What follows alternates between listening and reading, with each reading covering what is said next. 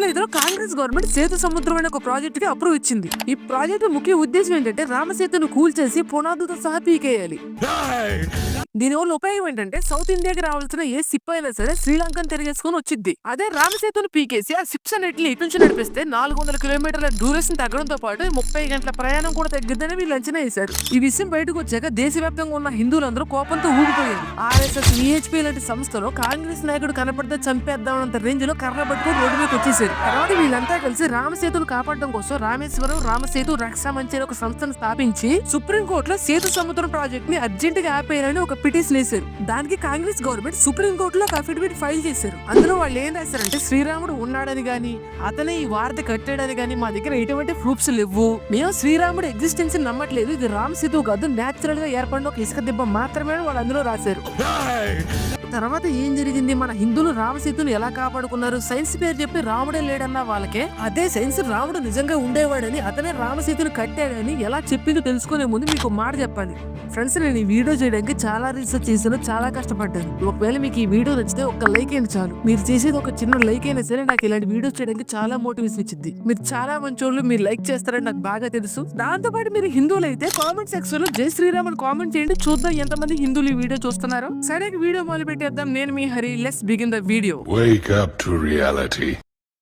మనకు రామసేతు గురించి తెలియాలంటే ఆ శ్రీరాముడు గురించి తెలియాలి. రామ సంకల్పం ముందు సముద్రం ఎలా తల వంచిందో తెలియాలి. లంకలో ఉన్న సీతాదేవిని కాపాడడం కోసం రాముడు వానర సైన్యంతో పాటు వాల్మీకి రామాయణంలో మహోదధి అని పిలువబడిన మహాసముద్ర తీరానికి చేరుకున్నాడు. కానీ లంకకి శ్రీరాముడికి మధ్య కనుచూపు మేర మొత్తం సముద్రమే ఉంది. దాంతో శ్రీరాముడు దర్భాసనం మీద కూర్చొని దారి చూపమని సముద్రాన్ని 3 రోజుల పాటు ప్రార్థించాడు. రాముడు ఎంత శాంతంగా అడిగినా సరే గర్వంతో ఉన్న సముద్రుడు మాత్రం కరుణించలేదు. దాంతో రాముడు కళ్ళు ఎర్రబడ్డాయి. వెంటనే బ్రహ్మాస్త్రాన్ని తీసి ఎక్కుపెట్టి ఒక్క బాణంతో నిన్ను ఎడారిగా మార్చేస్తానని సముద్రుడిని బెదిరించారికే సముద్రుడు భయంతో బయటకు వచ్చి, ప్రభు మీకు తెలియంది కాదు, గాలి నీరు నేను అందరూ ప్రకృతి ధర్మాన్ని కట్టుబడి ఉంటాం. ఆ ప్రకృతి ధర్మాన్ని నేను మీకు దారి ఇవ్వలేను. కావాలంటే మీరు నా పైన వారధి నిర్మించుకోండి. నేను నాలో ఉన్న ఏ సముద్ర జీవి కూడా మీకు అడ్డుపడదని ప్రార్థిస్తాడు. అప్పుడు మొదలైంది ప్రపంచంలోనే మొట్టమొదటి ఇంజనీరింగ్ మార్వెల్. వానర సైన్యంలో 2 బ్రదర్స్ ఉన్నారు. ఒకరి పేరు నలుడు, ఇంకొకరి పేరు నీలుడు.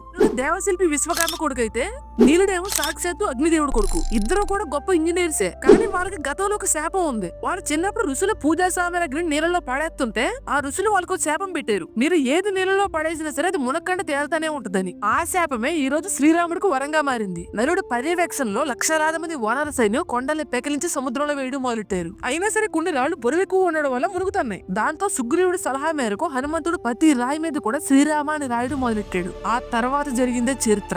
రామనామం అనే శక్తి సోకిన ప్రతి రాయి అది ఎంత బరువైనా సరే నీలపైన తేలింది. అదే 5 రోజుల్లో మొదటి రోజు 14 యోజనాలు, రెండో రోజు 20 యోజనాలు, మూడో రోజు 21 యోజనాలు, 4ో రోజు 22 యోజనాలు, 5ో రోజు 23 యోజనాలు, మొత్తంగా 100 యోజనాల రామసేతును నిర్మించారు. దీనికి రామసేతు అనే పేరు ఎలా వచ్చిందంటే వాల్మీకి రామాయణంలో దీన్ని నలసేతు అని పిలిచారు. గొప్ప ఇంజనీర్ అయిన నలుడికి గౌరవంగా దీనికి నలసేతు అని పేరు వచ్చింది. కానీ నలుడు ఆ గౌరవాన్ని రాముడు పాదాలకి సమర్పించాక దీనికి రామసేతు అని పేరు వచ్చింది. ఇది మన నమ్మకం, మన దేవుడు కథ. మనం నమ్మేమంటే ఒక అర్థం ఉంది. కానీ విదేశీయులు కూడా దీన్ని నమ్మారంటే మీరు నమ్ముతారా? 1850 CEలో ఇండు కోర్బాని అనే ఒక పర్షియన్ శాస్త్రవేత్త, ఇతను ఒక భూగోళ శాస్త్రవేత్త, ఇతను రామసేతుని అతని బుక్ లో సేతు బందై అని రాశాడు. రామసేతు అనే పదాన్ని పలకలేక సేతు బందై అని రాశాడు. మన రామసేతును తుడిచేసే కుట్ర కూడా ఇక్కడే మొదలైంది. తర్వాత వచ్చిన బ్రిటిషర్స్ రామసేతుని అడామ్స్ బ్రిడ్జ్ గా ప్రచారం చేసి వాళ్ళ అడామ్ దీనిపైన నడుచుకుంటూ ఇండియా వచ్చాడని ఒక కథ అల్లి ప్రచారం చేశారు. అడామ్స్ బ్రిడ్జ్ అనే దిక్కుమాల పేరోడు కనిపెట్టి భారతీయులపైన రుద్దారు. ఇంకో విచిత్రం ఏంటంటే 1891లో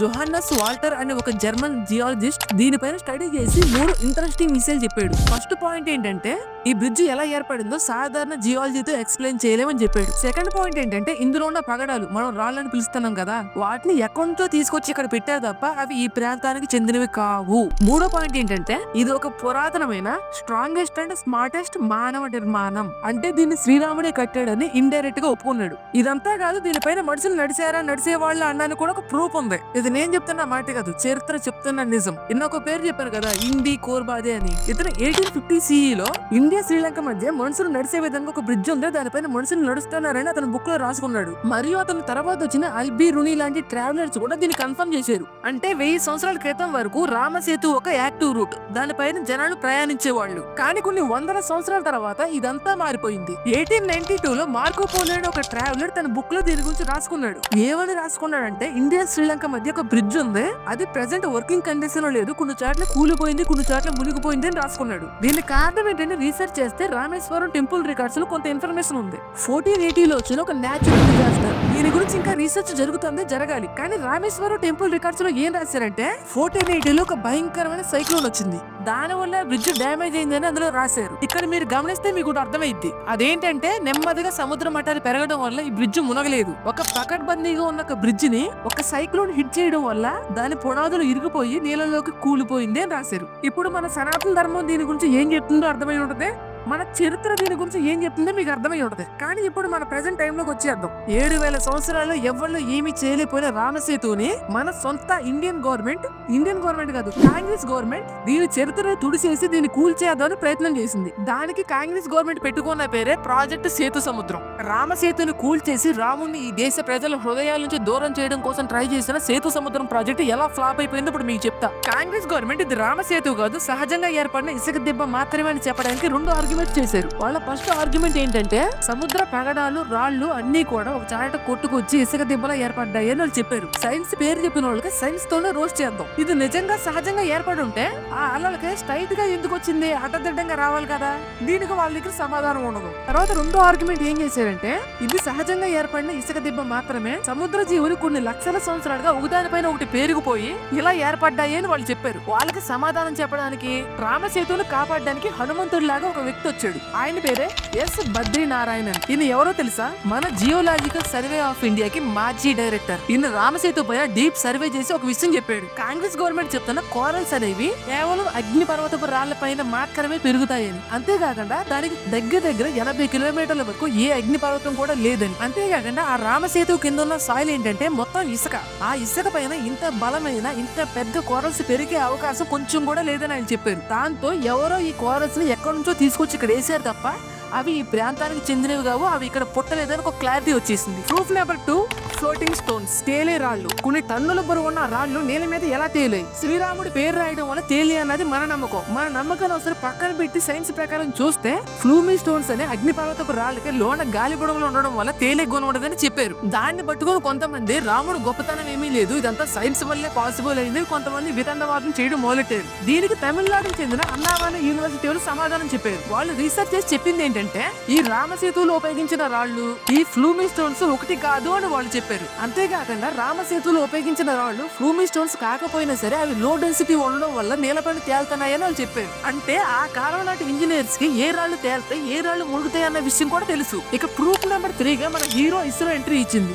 నాసాకి చెందిన ఐసిఈ అడ్వాన్స్డ్ శాటిలైట్ తో నీళ్ళలోకి చొచ్చుకుని పోయే లేజర్ టెక్నాలజీతో రామసేతు యొక్క పూర్తి మ్యాప్ ను తయారు చేసింది. ఈ మ్యాప్ చూసాక అందరికి అర్థమైంది ఏంటంటే ఈ వారధి సముద్ర అడుగు భాగం నుండి ఉపరితలం వరకు మొదల నుంచి చివరి వరకు 8 మీటర్స్ ఎత్తుందని తేలింది. ఒకవేళ ఇది నేచురల్ గా ఏర్పడి ఉంటే ఒక చోట ఎత్తుగా ఒక చోట పొట్టిగా ఉండాలి కదా, ఎవరో కొలిచి కట్టినట్టు 8 మీటర్ల హైట్ ఎందుకు ఉందని వాళ్ళని ప్రశ్నిస్తే కాంగ్రెస్ గవర్నమెంట్ దగ్గర ఎటువంటి సమాధానం లేదు. దాంతో సుప్రీం కోర్ట్ ఆఫ్ ఇండియా దీన్ని మనుషులే కట్టారు అనడానికి ఎక్కువ ప్రూఫ్స్ ఉన్నాయి తప్ప నేచురల్ గా ఏర్పడింది అనడానికి ఎటువంటి ప్రూఫ్స్ లేవని సేతు సముద్రం ప్రాజెక్ట్ ని అర్జెంట్ గా ఆపేయాలని తీర్పిచ్చింది. ఒకవేళ ఈ ప్రాజెక్ట్ మళ్ళీ తిరిగి స్టార్ట్ చేయాలంటే అసలు రాముడే లేడని నిరూపిస్తే మళ్ళీ ఈ ప్రాజెక్ట్ కి పర్మిషన్ ఇస్తానని కోర్టు తీర్పిచ్చింది. కోర్టు జడ్జిమెంట్ ని కాంగ్రెస్ గవర్నమెంట్ సీరియస్ గా తీసుకుని స్పెషల్ కమిటీ లేచి మళ్ళీ రాముడే లేడని నిరూపించడానికి చాలా ప్రయత్నాలు చేసింది. తర్వాత 2014లో జరిగిన ఎలక్షన్ లో కాంగ్రెస్ చిత్తుగా ఓడిపోయి బీజేపీ అధికారంలోకి వచ్చాక కనీసం రామసేతును టచ్ చేయడానికి కూడా ఎవరికి ధైర్యం చాలేదు. మన చరిత్రను తుడిచేద్దామని ట్రై చేసిన మన కాంగ్రెస్ పార్టీ మీద మీ అభిప్రాయాన్ని కామెంట్ చేయండి. ఈ వీడియో యూస్ఫుల్ గా అనిపిస్తే మీ ఫ్రెండ్స్ కి మీ ఫ్యామిలీ మెంబర్స్ కి షేర్ చేయండి. ఇలాంటి వీడియోస్ డైలీ చూడడానికి మన ఛానల్ కి సబ్స్క్రైబ్ చేసుకోండి. ఇంకో మంచి వీడియోలో కలుద్దాం. This is Hari signing off. Meet on next video. By.